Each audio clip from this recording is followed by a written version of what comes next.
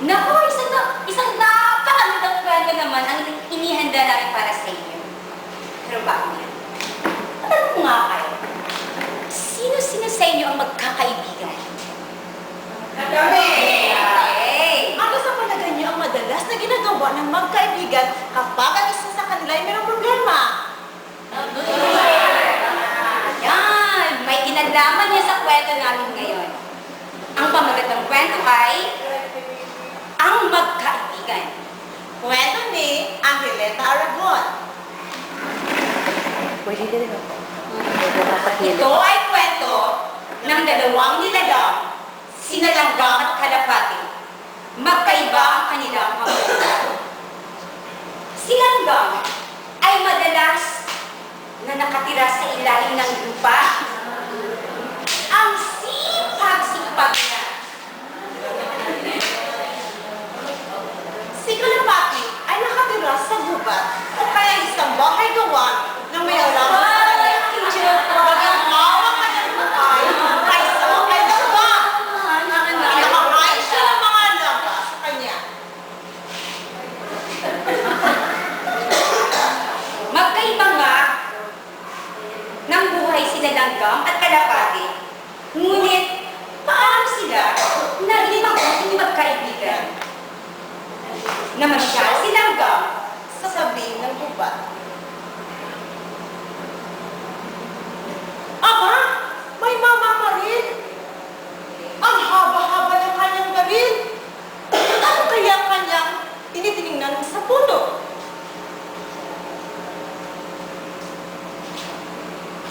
ay si Kalapati!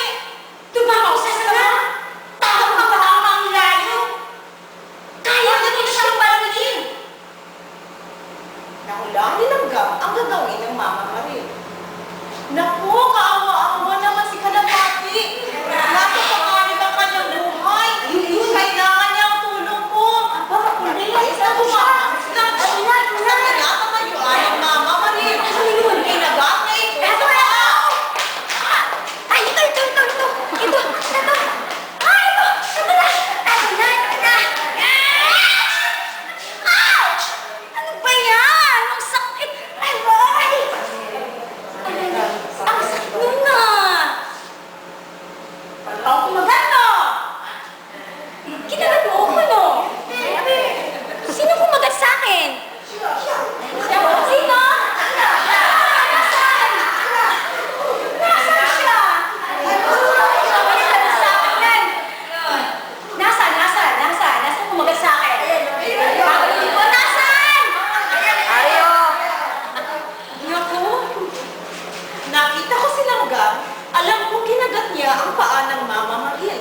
Iniligtas niya ako.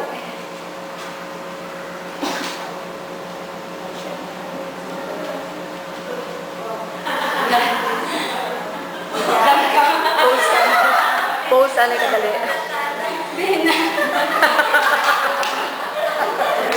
Lipat.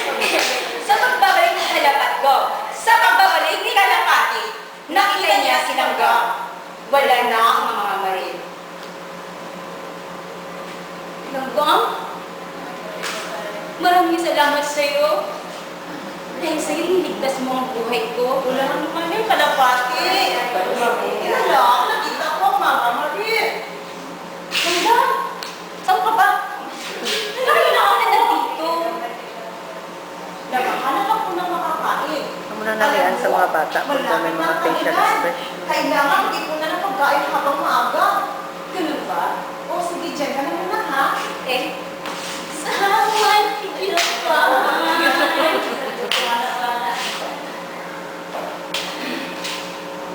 Malayo na narating ni Langgam. Patuloy siya sa paghanap ng pagkain.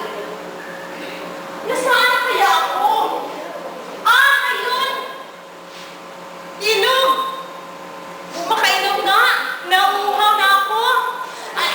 Sa pagmamalay ni Langgam, sa pag-inom ng tubig,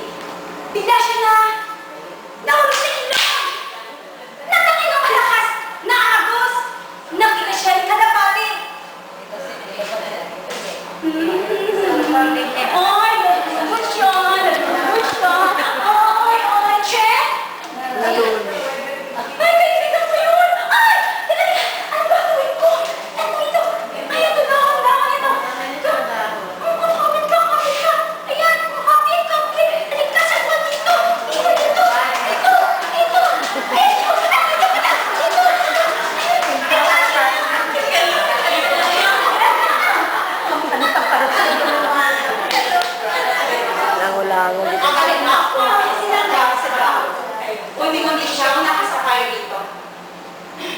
Maraming salamat, kalapati. Okay lang yun. Sige. Minsan, iniligtas mo na rin ang buhay ko sa mamamaril. Mula noon, Lalo tumibay ang pagkakaibigan ni na lang mga kalapati. Lagi na makasama ang dalawa saan man sila pumunta.